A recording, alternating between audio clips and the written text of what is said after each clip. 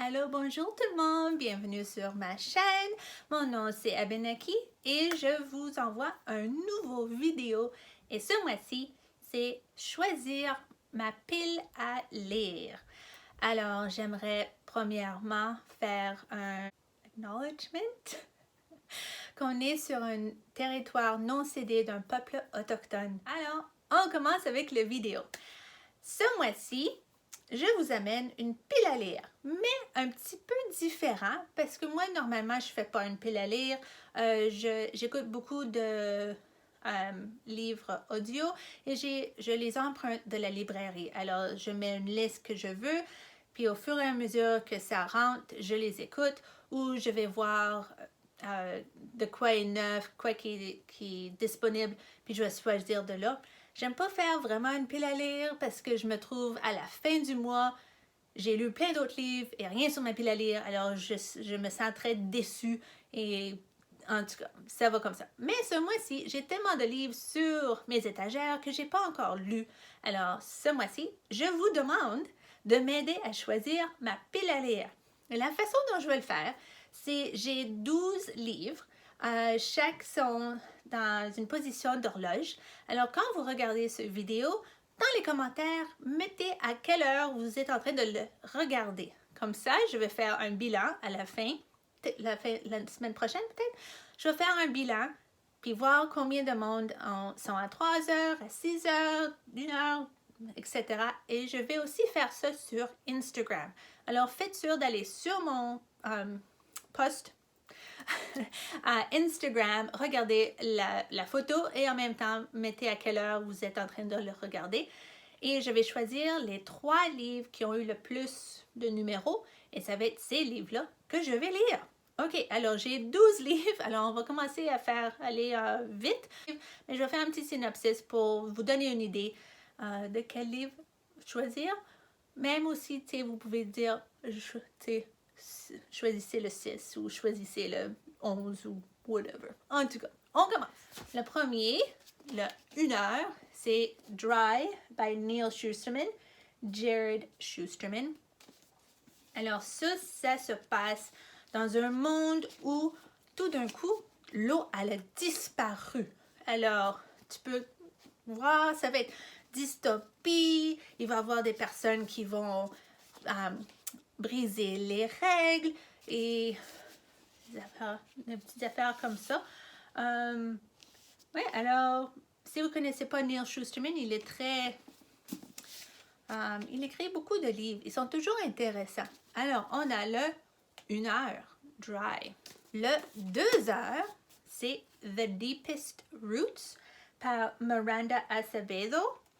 Et celui-là, ça suit 3 filles. On suit Rome, Lux et Mercy. Et dans ce petit village, les femmes ont des pouvoirs des pouvoirs spéciaux. Alors, Rome, elle est capable de réparer, voilà, elle est capable de réparer n'importe quoi. Mais ça n'aide pas à payer les bills, des affaires comme ça. La deuxième fille, Lux, son pouvoir spécial, c'est qu'elle est capable d'attirer toute l'attention. Mais souvent, ça va pas bien, puis elle se met en trouble. Et la troisième fille, Mercy, elle est capable de faire n'importe quoi qui est requis. Comme, comment ils disent ça? Can make enough of whatever is needed. Alors, elle est capable de faire des affaires assez pour... peut-être si tu as besoin de la farine, elle met assez de farine pour faire ta tarte ou tu as assez d'eau pour arroser ton jardin, des affaires comme ça. Mais bien sûr, il y a des affaires qui se passent, il y a des affaires que ça va pas, puis ils vont juste essayer de découvrir, comment être amis, comment vivre dans leur petit village. Alors, The Deepest Root, ton 2. Le troisième, alors le 3 p.m. Oui, en tout cas. C'est The Kingdom par Ross Rothenberg.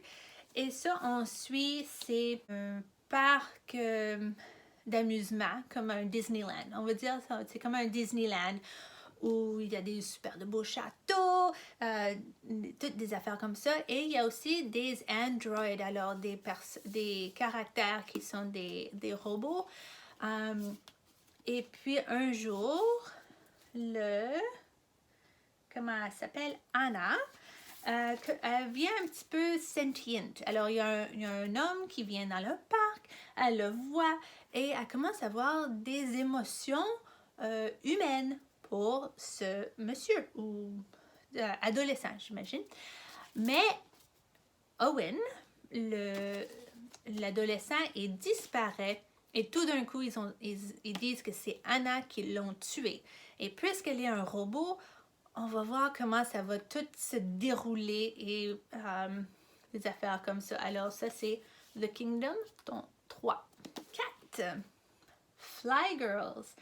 Et ça suit 5 femmes qui sont des pilotes et après entre les guerres mondiales, il y avait un sport où est-ce que c'était de voler au plus vite, des courses d'avions, des affaires comme ça, mais c'était pas vraiment ouvert aux femmes. Mais ces 5 femmes, ils ont décidé, on veut être partie de ça et on est parti. Alors, on a Florence Kilson Smith, on a Ruth Elder, Amelia Earhart, et Ruth Nicole et Louise Tandon. Alors, c'est une histoire qui suit ces 5 femmes et comment ils ont changé le monde de course en avion. 5, c'est The Poppy War by R.F. Kuang. Et ça, c'est une histoire d'une petite fille qui vient de la campagne. Et elle passe un test qui est admis par le gouvernement et elle se rend dans une école qui entraîne des soldats, etc. Et elle a un pouvoir, on dit que c'est, elle est chamane. Ah non, elle devient chamane et elle se fait envoyer dans la guerre. Et puisqu'elle est de la campagne, sa peau est plus foncée, elle est pauvre, etc. Alors, ça suit son histoire et comment elle devient un soldat super pour le pays. The Winner's Curse par Marie Ruthkowski. Alors, celui-là, c'est un livre romantique. La fille, elle vient d'une classe élite, elle a de l'argent, des affaires comme ça. Puis on suit un homme qui est pauvre, etc. Alors, on voit où est-ce que ça va aller. Elle se rend dans, je pense que c'est, elle se rend en ville, puis comme ça, juste pour faire une décision éclair, elle achète l'homme pour être son esclave et des affaires arrivent, de l'amour, des affaires comme ça. Je suis une booktubeuse qu'elle aime pas la romance du tout, mais elle dit que ce livre-là, ça l'a changé un petit peu. Alors, c'est toujours intéressant de regarder des livres romantiques. Alors, on a The Winner's Curse. Excuse-moi, tremblement de terre. Non. Numéro 7, c'est The Boneless Mercies par April Guinevere Chukolki. Alors, ça, on suit une bande de femmes qui sont des assassins. Des assassins que tu engages pour tuer le monde qui sont faibles, le monde qui sont malades. Puis ils le font d'une façon que c'est pas... d'une façon humaine. Ils font ça très silencieux et voilà, et comme ça aide à la population. Mais il n'y a pas beaucoup de prestige. Parce qu'ils sont vraiment comme des anges de mort. Alors, il n'y a pas beaucoup d'argent il n'y a pas beaucoup de respect des affaires comme ça. Mais dans un royaume à côté d'eux, il y a un monstre qui arrive et eux, ils voient ça comme une opportunité d'avoir du pouvoir, avoir du respect. Alors, ils s'en vont à la quête de ce monstre pour le tuer, etc. Alors, ça a l'air avec de l'action, c'est un groupe de femmes et d'affaires comme ça. Alors, voilà. Alors, ça, c'est ton 7. The Gilded Ones par Namina Forna.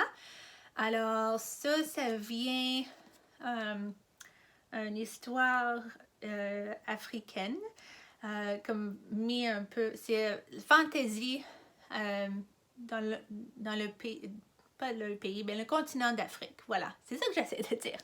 Alors, on suit Daka, et elle fait partie d'un peuple où est-ce que c'est très patriarchal. Il y a beaucoup d'hommes, toutes les lois, c'est pour bénéficier les hommes et les femmes. Vous êtes en bas, vous êtes serviteurs, des affaires comme ça. Et dans cette communauté, les femmes, il faut qu'ils soient dociles, il faut qu'ils soient contrôlables. Et pour être à une cérémonie d'âge, pour faire partie de ta communauté, ils vont te couper et le sang qui coule de tes veines doit être rouge. Si c'est n'importe quoi d'autre, tu n'es pas pur, tu es mis dehors de la communauté, vous êtes evil, etc. Alors, elle va à sa cérémonie d'âge, elle se fait couper et son sang est or. Alors, tout de suite, elle est mise dehors. Tu n'es pas partie de cette communauté. Mais elle se fait ramasser par un groupe de femmes guerrières, que eux, ils sont les protecteurs. C'est comme une société, pas société secrète, mais eux, ils se battent contre des monstres qui sont en train d'affecter la communauté. Et de là, on suit sa trajectoire, ses aventures, etc. Et comment elle se sent. Okay. 9. The Goddess, Goddess in the Machine par Laura Beth Johnson. Alors, ça, c'est une histoire d'une femme ça se passe dans l'espace.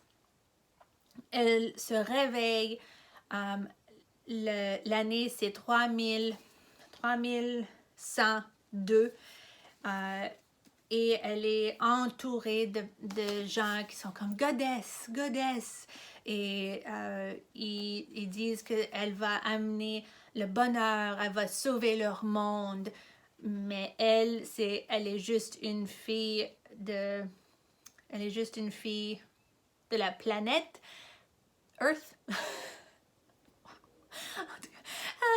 Et elle était supposée d'être juste endormie pendant 100 ans durant un trajet dans l'espace, mais elle se réveille 1000 ans après. Alors, elle veut essayer de découvrir qu'est-ce qui s'est passé, pourquoi je me suis pas fait réveiller 100 ans après, surtout dans un monde maintenant qui est totalement différent, sur une autre planète. Elle veut juste revenir sur Terre.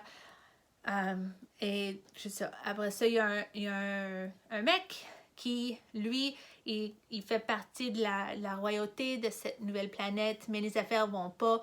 Alors lui, il veut essayer de la contrôler, comme ça, il peut contrôler le peuple et amener du pouvoir vers lui. Alors, on suit les deux personnages et comment ça va se passer. Voilà, alors ça, c'est ton numéro 9. The Lost Apothecary par Sarah Penner. Alors ça, c'est un dual timeline. Je sais pas c'est quoi en français. Dual timeline. Et ça commence en 18th century London, alors au 18e siècle en Londres. Et il y a un petit magasin qui produit des poisons pour les femmes. Alors, si une femme veut se débarrasser de son mari, une autre femme pour l'affection d'un homme, etc. Ils vont trouver ce petit magasin et ils vont avoir des poisons, et etc. Après ça, on revient dans les années 2000, alors 200 ans après, et il y a une femme elle est historienne et elle trouve un document qui fait référence à ce petit magasin de poisons, et ça continue comme ça. Alors, on va se trouver dans le passé, dans le présent, puis toute l'intrigue et mystère et des affaires comme ça. Alors, ça a l'air très intéressant. Ça vient juste de sortir.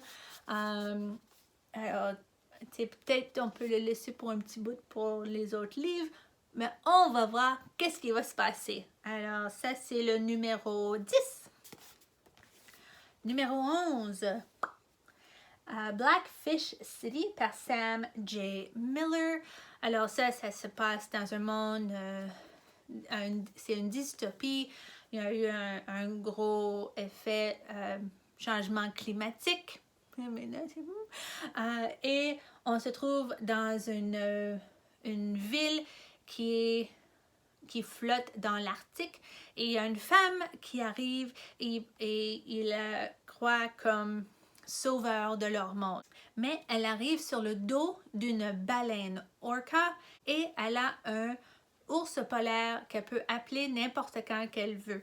Alors ça, il n'y a pas grand-chose qui est sur l'arrière du livre qui explique c'est quoi qui se passe, mais ça a l'air que ça va être un peu de discussion sur le changement climatique et des affaires comme ça. Alors ça a l'air d'être comme une fantaisie. J'adore la couverture. Je sais pas quoi d'autre que ça c'est à propos. Alors ça, c'est ton livre 11. Et minuit, 12 heures. Alors, on aurait dû commencer avec celui-là. Whatever. En tout cas, on va y aller comme ça. Hein? Alors, on a The Disasters par M.K. England. J'aime le petit tagline. Ça dit « Space is hard, grab a helmet ». Alors ça, c'est l'histoire d'un groupe de délinquants, si on veut, où il y a un pilote. Ça se passe sur une station spatiale. On suit un pilote qui arrive dans une académie et 24 heures après, il se fait mettre dehors parce qu'il est un petit peu délinquant et des affaires comme ça. Et il rencontre un couple d'autres rejects. Et qu'est-ce qui se passe? C'est tout d'un coup, l'académie, elle se met sous une attaque terroriste. Et eux, ce sont les seuls survivants. Alors, les personnes qui ont fait l'attaque, bien sûr, ils ne veulent pas avoir des témoins. Alors, ils vont se mettre à la chasse à ce groupe de délinquants et essayer de les tuer. Mais en même temps, qu'est-ce qu'ils vont faire? C'est qu'ils vont mettre publiquement que c'est la cause de eux que cette station spatiale s'est faite attaquer. Alors, ils sont un peu comme ceux-là qui sont supposés d'être qui sont les attaquants et des affaires comme ça. Alors, le monde va essayer de les chasser eux aussi. Et ça va comme ça. Eux, ils veulent bien sûr pas avoir rien du tout avec ça et enlever cette mauvaise perception pour leur nom. Alors, eux aussi vont essayer de dire « Non, non, c'est pas nous! » Puis des affaires comme ça. Ça me donne un peu de Illuminae Files par J.K. Christophe et Amy Kaufman. Alors, si vous avez aimé ça, peut-être ça serait quelque chose aussi. Tu sais, ça a l'air juste le fun, puis vite, puis de l'action, des affaires comme ça.